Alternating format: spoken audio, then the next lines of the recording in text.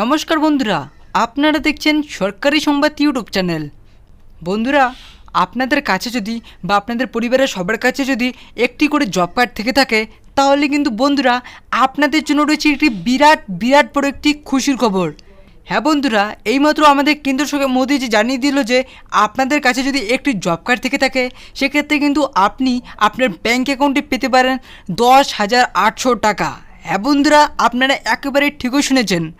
তো বন্ধুরা, এবার হয়তো আপনারা জানতে চাইবেন যে এই 10,800 টাকার জন্য আপনাদের কী কী যোগ্যতা থাকতে হবে, আপনার বয়স কত থাকতে হবে, আপনাদের আবেদন করতে কী কী ডকুমেন্ট লাগবে, আর আপনারা কোথায় গিয়ে আবেদন করলে আপনার ব্যাঙ্ক অ্যাকাউন্টে পেতে পারেন 10,800 টাকা। তো বন্ধুরা, এই সব কিছু জানতে কিন্তু অবশ্যই ভিডিওটি শেষ অবধি দেখবেন।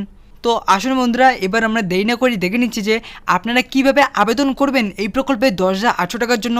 তা জানার আগে বন্ধুরা, আপনাদের কাছে ছোট্ট একটি অনুরোধ, এরকমই গুরুত্বপূর্ণ খবর প্রতিদিন জানতে অবশ্যই বন্ধুরা সবার প্রথমেই এই ভিডিওতে একটি লাইক করবেন, আর অবশ্যই নিচে থাকা লাল রঙের সাবস্ক্রাইব বাটনটি রয়েছে সেটি ক্লিক করে বেল আইকনটি অল করে রাখবেন।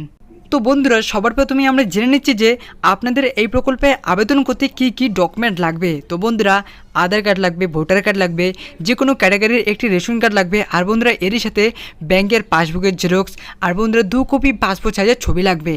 তো আসুন এবার আমরা দেখে নিচ্ছি যে আবেদন করতে আপনাদের কি কি শর্ত পালন করতে হবে। তো বন্ধুরা, বার্ষিক পারিবারিক আয় সর্বাধিক 1.5 লক্ষ টাকার বেশি হলে চলবে না, বা 1.5 লক্ষ টাকার মধ্যেই থাকতে হবে। এরই সাথে বন্ধুরা আপনাকে অবশ্যই 18 থেকে 50-এর মধ্যে হতে হবে।